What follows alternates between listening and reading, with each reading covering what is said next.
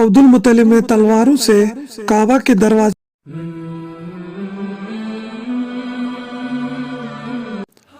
السلام علیکم۔ آج کا موضوع ہے زمزم کی دوبارہ کھدائی۔ بسم اللہ الرحمن الرحیم۔ مطلب کے انتقال کے بعد سقایا اور رفادہ عبد المطلب کے ہاتھ میں آ گئے۔ مکہ کی آبادی میں پانی کی قلت تھی جو کہ ایک بڑا مسئلہ تھا، تو عبد المطلب کو چاہے زمزم کا خیال آیا اور لوگوں سے پوچھا کہ زمزم کو کس نے پاٹا اور کیوں پاٹا؟ تو لوگوں نے کہا یہاں جرہم کی حکومت تھی اور ان کا آخری سردار مزاج جرہمی تھا۔ اس کی قوم بگڑ گئی اور بنو خزاع کو یہ ناگوار گزرا اور انہوں نے جرہم کو بے دخل کرنے کا فیصلہ کیا۔ انہوں نے جنگ کی تو جرہم ہار گیا اور وہاں سے ان کو جانا پڑا، اور جاتے وقت جب مزاج سے کچھ نہ بنا تو اس نے کعبہ کے نذرانے زمزم کے اندر ڈالے اور اوپر سے پاٹ لیا۔ عبد المطلب نے سارا قصہ سن کر کہا کہ میں تب تک چین سے نہ بیٹھوں گا جب تک نہ زمزم پھر سے پہلے کی طرح رواں ہو جائے۔ اس کے بعد عبد المطلب کو ایک رات نیند میں آواز آئی کہ زمزم کی کھدائی کر۔ اس سے عبد المطلب کی ہمت بڑھ گئی اور زمزم کی کھدائی شروع کی۔ بہت زیادہ محنت کے بعد زمزم سے پانی نکلا۔ زمزم میں مزاج کی تلواریں اور کعبہ کے نذرانے بھی ملے، اور نذرانوں میں سونے کے 2 ہرن بھی تھے۔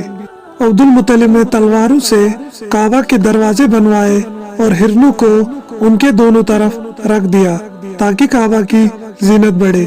زمزم کی کھدائی میں عبد المطلب تھک کر چور ہو گئے، جس کا اثر ان کے دل پر پڑ گیا اور تنہائی کا احساس بہت زیادہ ستانے لگا، کیونکہ اس وقت ان کی صرف ایک ہی اولاد تھی جس کا نام حارث تھا۔ تو عبد المطلب نے نظر مانی اور دعا کی، خدایا اگر تو مجھے 10 بیٹے دے گا اور سب کے سب جوان ہو کر میرا ہاتھ بٹائیں گے تو ایک کو تیرے نام پر قربان کر دوں گا۔ عبد المطلب کی یہ دعا پوری ہوئی اور بالکل ویسا ہی ہوا جیسا اس نے مانگا تھا۔ اس کے بعد جب نظر پوری کرنے کا وقت آیا تو اس نے بیٹوں کو جمع کیا اور سارا قصہ سنایا۔ تو بیٹوں نے کہا آپ جس کو چاہے قربان کرے، ہم تیار ہیں۔ عبد المطلب نے کہا الگ الگ تیروں پر اپنا اپنا نام لکھ کر لاؤ۔ سبوں نے اپنا اپنا نام لکھوا کر تیر عبد المطلب کے حوالے کر دیے، اور عبد المطلب ان کو پھال نکالنے والے کے پاس لے آئے اور اس نے کہا کہ آپ معلوم کریں کہ بتوں کے سردار حبل کو ان کے بیٹوں میں سے کون سا والا پسند ہے۔ جب پھال نکالا گیا تو عبد المطلب کے چھوٹے اور چہیتے بیٹے عبداللہ کا نام نکلا، تو عبد المطلب پریشان ہو گئے، لیکن کرتے بھی کیا، اس کے بغیر کوئی چارہ نہ تھا۔ عبد المطلب نے بیٹے کو قربان گاہ لے لیا اور یہ خبر پورے شہر میں آگ کی طرح پھیل گئی۔ سارے لوگ جمع ہوئے اور ہر ایک کی زبان پر صرف یہی تھا کہ نہیں نہیں، عبد المطلب اسے ہرگز ذبح نہ کیجیے۔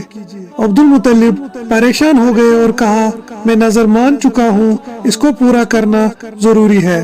تو جواب ملا کہ اگر فدیہ دو گے یا اونٹ ذبح کرو گے تو ہم راضی ہوں گے۔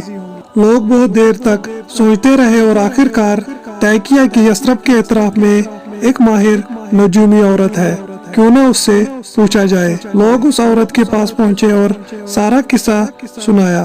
تو عورت نے کہا کسی قیدی کو چھڑانا ہو یا کسی مجرم کی جان بچانی ہو تو کتنا فدیہ دیتے ہو؟ لوگوں نے کہا 10 اونٹ۔ عورت نے کہا 10 اونٹ اور عبداللہ کے نام کا قرعہ ڈالو، جب تک اونٹوں کے نام قرعہ نہ نکل آئے تب تک 10 اونٹ بڑھا دو، یہاں تک کہ تمہارا رب راضی ہو جائے۔ لوگوں نے 10 اونٹ اور عبداللہ کا قرعہ ڈالا تو قرعہ عبداللہ کے نام نکلا۔ اس کے بعد 10 اونٹ بڑھا دیے، پھر بھی عبداللہ کا نام نکلا، یہاں تک کہ بڑھتے بڑھتے 100 اونٹ ہو گئے، تب جا کر قرعہ اونٹوں کے نام نکل آیا۔ لوگ بہت خوش ہوئے اور عبد المطلب کو مبارکباد دینے لگے، لیکن عبد المطلب مطمئن نہ ہوئے اور دوبارہ قرعہ ڈلوایا تاکہ کوئی شک کی گنجائش نہ رہے، اور جب پوری طرح اطمینان ہو گیا اس کے بعد سارے اونٹ ذبح کیے۔